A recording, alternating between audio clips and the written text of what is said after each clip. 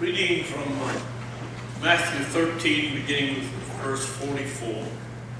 Again, the kingdom of heaven is like treasure hidden in a field, which when a man hath found, he hideth, and for joy of it goeth and selleth all that he hath, and buyeth that field.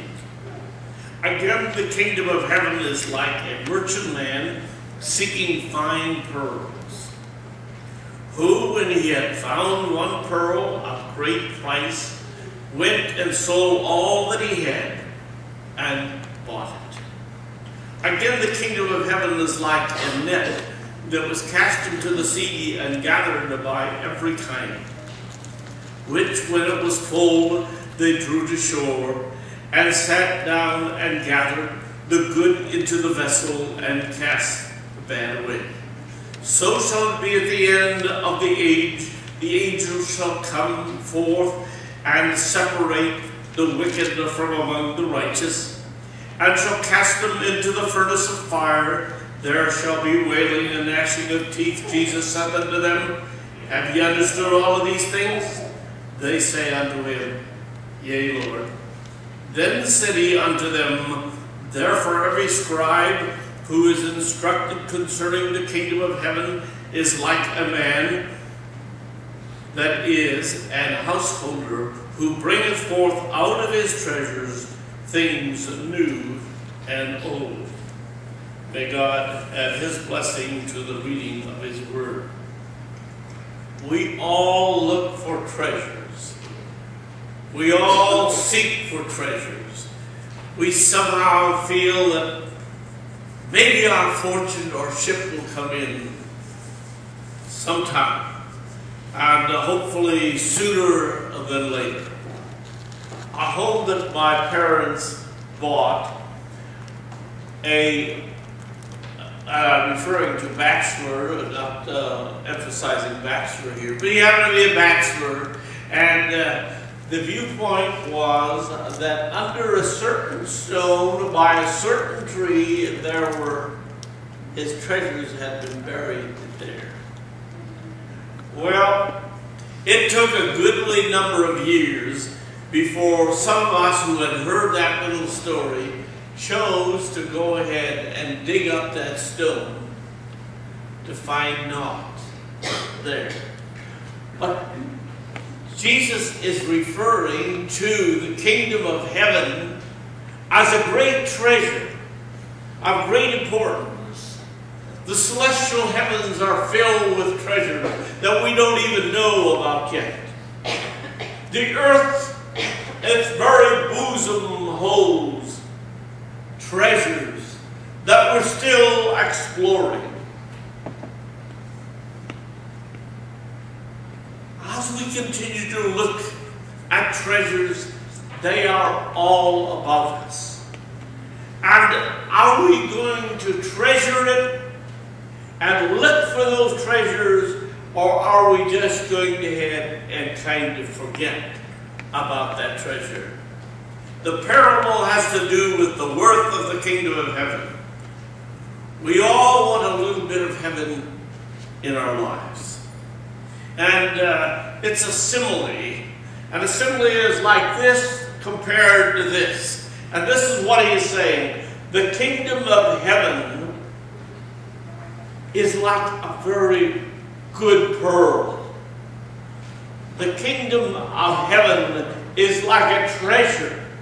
So if we can find what God has in mind for us with this treasure, the parable is very closely akin to one another here. And he is saying a goodly pearl, not a culture pearls. How many know what culture pearls are? It's right here. There are a few. I really shouldn't tell you about this, but I will, but at your risk. There are pearls that are real pearls, and then we have cultured pearls. Now, a cultured pearl is one where man has taken the oyster and put a little grain of sand inside of it, and then it makes its pearl. A real pearl is where the oyster has found a little piece of sand that has got into its shell and makes its own. There is a vast difference between them if you understand pearls, and the cost will be 4 times or more higher than that. Just in case I should warn you that when you go out and buy your wife some pearls, that if she's very fussy, she will know whether you're block cultured pearls or otherwise. That's really not the message I'm trying to do. We have a great deal of Christianity today that is not genuine and it's not real. We have built our Christianity around our culture and what's demanded within our family or around in our community, instead of having the genuine experience of Jesus Christ and His transforming power that He intends us to have. Go where you might want to. And our young people are caught in college especially, that somehow they did not grasp the depth and the joy that Christianity produced in the church. And then they begin to explore because somebody over here will say, oh, we have the answers, we have it. And they begin to move to various cults and so forth. In our paper in Hutchinson yesterday, the new movement evidently is the Millennium Movement.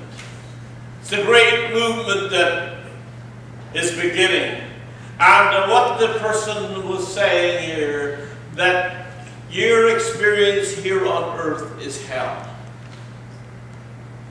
Now I hope that's not true of any of you, that your experience here on earth is hell.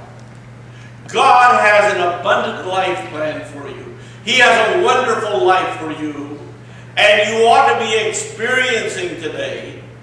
Then she goes on, and when you get through with this life, everybody goes to heaven. Now, if you want to do your own thing, and if this earth is hell anyway, then go ahead and do whatever you want to. Have a time of enjoyment, and a time of agony, and of pain and suffering, whatever it is, because we're all going to go today. Well, if I can use the vernacular, you ain't all going to go there if we have not experienced it. I knew better English than that. My teacher taught me. I was worried. That we need to know beyond a doubt that we are treasuring God's kingdom as a